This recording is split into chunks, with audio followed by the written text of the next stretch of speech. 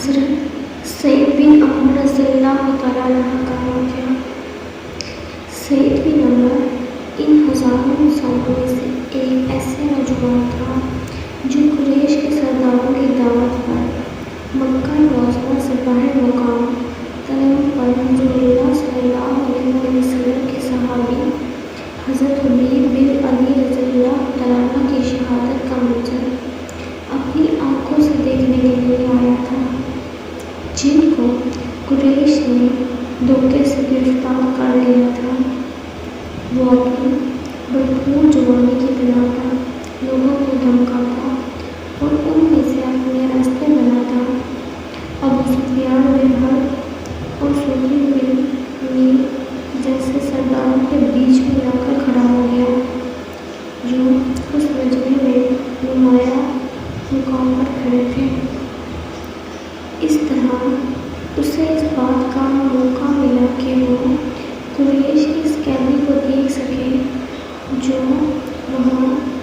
ہتھکڑیوں اور زنجیروں میں قید کر کے لایا گیا تھا۔ اس قیدی کو قریش کی عورتیں، بچے اور جوان دھکیلتے ہوئے موت کے میدان کی طرف لا رہے تھے تاکہ اسے قتل کر کے رسول اللہ صلی اللہ علیہ وسلم سے انتقام لے سکے اور حج بدر میں مارے جانے والے اپنے شہداء کا بدلہ چکا سکے۔ حضرت حبیب رضی اللہ تعالیٰ عنہ کی شہادت کا منظر جب یہ لوگ اپنے قیدی کو لے آئے، اس جگہ پہنچا گئے جو اس کی شہادت کے لیے بنائی گئی تھی، تو لمبے قد والا نوجوان سعید بن عمر ایک جگہ رک کر لوگوں کے درمیان سے حضرت حبیب رضی اللہ تعالیٰ عنہ کو دیکھنے لگا۔ اس نے دیکھا کہ حضرت حبیب رضی اللہ تعالیٰ عنہ کو پھانسی کے تختے کی طرف لے جایا جا رہا ہے۔ اس نے عورتوں اور بچوں کی چیخ و پکار اور شور کے درمیان سے ابلتی ہوئی حضرت حبیب رضی اللہ تعالیٰ عنہ کی پرسکون آواز سنی۔ ترجمہ: اگر تم لوگ چاہو تو قتل سے پہلے مجھے اتنی مہلت دے دو کہ میں 2 رکعت نماز پڑھ لوں۔ تو انہوں نے ان کو مہلت دے دی۔ سعید نے دیکھا کہ جب حبیب بن عدی رضی اللہ تعالیٰ عنہ نے قبلہ رخ ہو کر 2 رکعتیں پڑھیں، کیسا حسین اور کتنا مکمل تھی نا وہ 2 رکعت۔ پھر اس نے دیکھا کہ حضرت حبیب رضی اللہ تعالیٰ عنہ قوم کے سرداروں کی طرف منہ کر کر کہنے لگے۔ ترجمہ: اللہ کی قسم، اگر مجھے یہ اندیشہ نہ ہوتا کہ تم میرے متعلق اس بدگمانی میں مبتلا ہو جاؤ گے کہ میں موت سے ڈر کر نماز پوری کر رہا ہوں، تو میں اور لمبی اور اطمینان سے نماز پڑھتا۔ حضرت حبیب رضی اللہ تعالیٰ عنہ کی جرأت اور استقامت۔ پھر حضرت حبیب رضی اللہ تعالیٰ عنہ نے اپنی قوم کے لوگوں کو دیکھ کر وہ زندہ ہوئی حضرت حبیب رضی اللہ تعالیٰ عنہ کا مسئلہ کر رہے تھے، یعنی ان کے جسم کے اعضاء کو ایک ایک کر کے کاٹ رہے تھے، اور ساتھ ہی ساتھ یہ بھی کہہ رہے ہیں۔ ترجمہ: کیا تم یہ بات پسند کرو گے کہ حضرت محمد صلی اللہ علیہ وسلم نعوذ تمہاری جگہ یہاں ہوتے اور تم اس تکلیف سے نجات پا جاتے؟ تو حبیب رضی اللہ تعالیٰ عنہ نے جب کہ ان کے جسم سے بہت زیادہ خون بہہ رہا تھا، یہ جواب دیا۔ ترجمہ: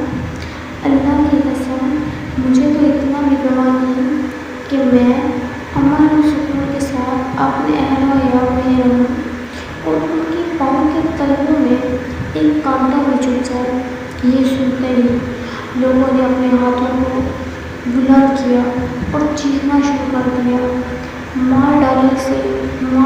سے، قتل کر دے سے۔ پھر سعید بن عمر کی آنکھوں نے یہ منظر دیکھا کہ حضرت حبیب رضی اللہ تعالیٰ عنہ نے اپنی نگاہیں آسمان کی طرف اٹھاتے ہوئے کہا، اے اللہ، ترجمہ، اے اللہ، انہیں ایک ایک کر کے گر، انہیں تباہی کا مزہ چکھا اور ان میں سے کسی کو بھی نہ چھوڑ۔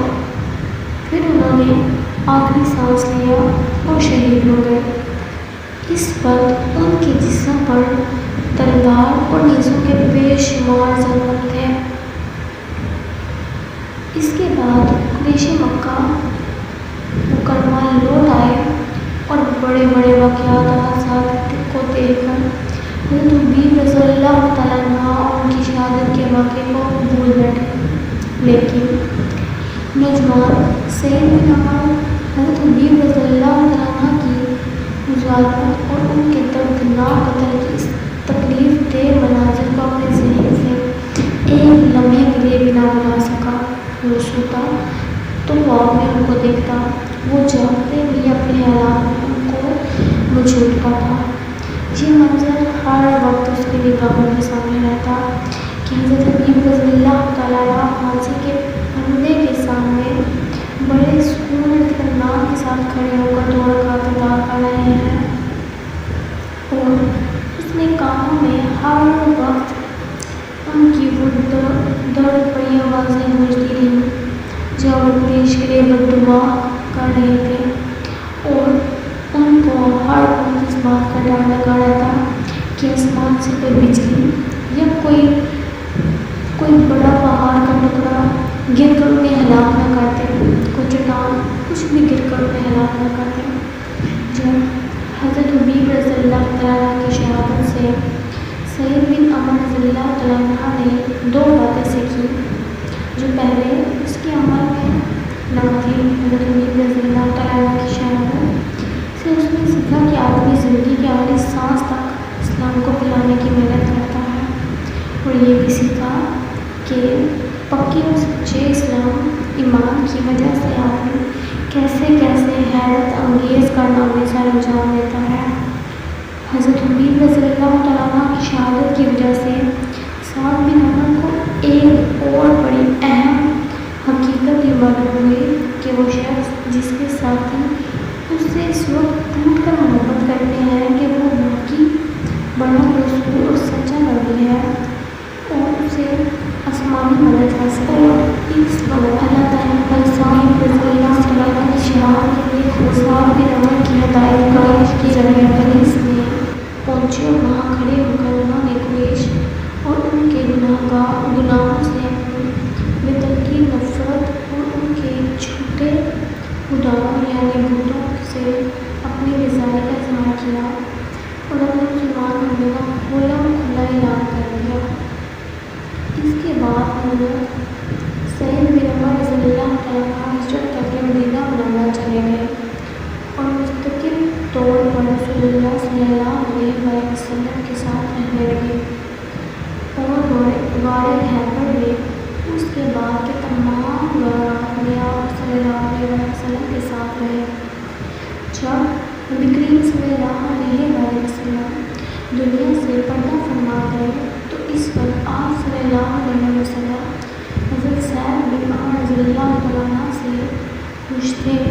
پھر حضرت سعد بن عمر رضی اللہ تعالیٰ عنہ آپ صلی اللہ علیہ وسلم کے دونوں خلفاء حضرت ابو بکر رضی اللہ، حضرت ابو بکر صدیق اور حضرت عمر فاروق رضی اللہ عنہ کے ہاتھوں میں کھلی تلوار کی طرح ہر وقت دین کو پھیلانے والے بن گئے، اور انہوں نے اپنی تمام جسمانی اور دینی خواہشات کو اللہ کی مرضی کے مطابق تابع کر لیا، اور اپنی زندگی کو اس سچے مومن کی زندگی کا بے مثال نمونہ بنا کر پیش کیا جس نے